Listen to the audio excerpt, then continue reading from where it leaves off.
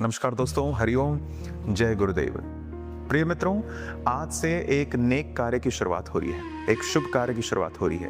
वो ये कि हम आज से देवी भागवत पुराण की चर्चा करेंगे।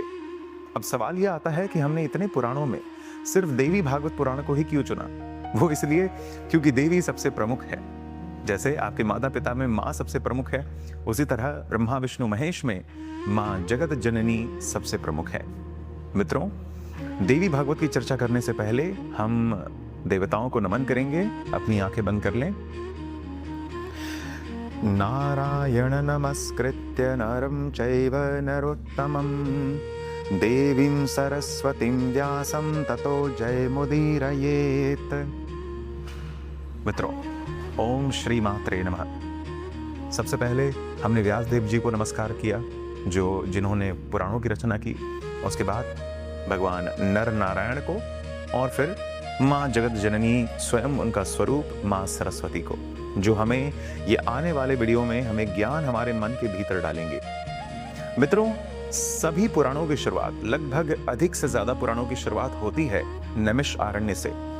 हमारे सनातन वैदिक काल में जो नैमिषारण्य है वो सबसे इंपॉर्टेंट फॉरेस्ट है, या फिर ये कह सकते हैं सबसे पावरफुल फॉरेस्ट है, जहां पर करीब 80,000 से ज्यादा साधु संत रहते हैं, सिद्ध मुनि रहते हैं। इसी नैमिषारण्य में चर्चा होती है सूत जी के साथ सभी मुनियों की। इन मुनियों में जो सबसे श्रेष्ठ हैं, जो सबसे प्रमुख हैं, जो उनके कैप्टन हैं कह सकते हैं, वो हैं शौनक मुनि। शौनक मुनि के साथ साथ 80,000 मुनि एक साथ चर्चा करते हैं कि हे प्रभु सूत जी। सूत जी कौन है? तो सूत जी को जानने के लिए हमें समझना होगा कि महर्षि वेद व्यास के जो शिष्य थे ऋषि रोमहर्षण, उनके पुत्र सूत जी थे।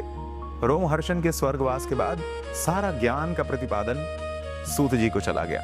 सूत जी, जो अपने आप में पुराण का भंडार है, वो 80,000 से अधिक मुनियों को एक साथ बिठाकर मुक्ति का ज्ञान देते हैं। तो जब सारे शौनक मुनि के साथ सवाल पूछते हैं कि वो क्या एक ज्ञान है जिससे मुक्ति पा सकते हैं व्यक्ति, वो क्या ज्ञान है जिससे मुक्ति तो पा ही सकता है, उसके साथ साथ समृद्धि भी पा सकता है, यानी कि भौतिक संपत्ति भी पा सकता है।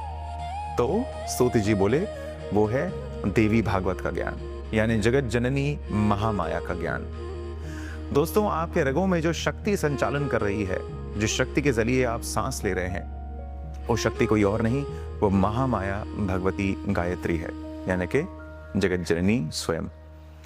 मित्रों, इसी की कथा के साथ आगे बढ़ते हुए जो पुराण है, इसके बारे में, यानी कि देवी भागवत पुराण के बारे में सूत जी कहते हैं कि जिस तरह मंत्रों में सबसे श्रेष्ठ गायत्री है, जिस तरह नदियों में सबसे श्रेष्ठ गंगा है, जिस तरह काव्यों में सबसे श्रेष्ठ वाल्मीकि का रामायण काव्य है, जिस तरह सबसे आनंद में जो आनंद को सबसे देने वाला है वो है चंद्रमा, जिस तरह तेजस्वियों में सबसे तेजस्वी सूर्य है, उसी तरह पुराणों में सबसे श्रेष्ठ पुराण है देवी भागवत पुराण।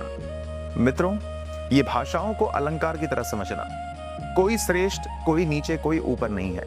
अगर मैं कह रहा हूं देवी भागवत ऊपर है, तो इसका मतलब ये नहीं कि शिव पुराण नीचे है।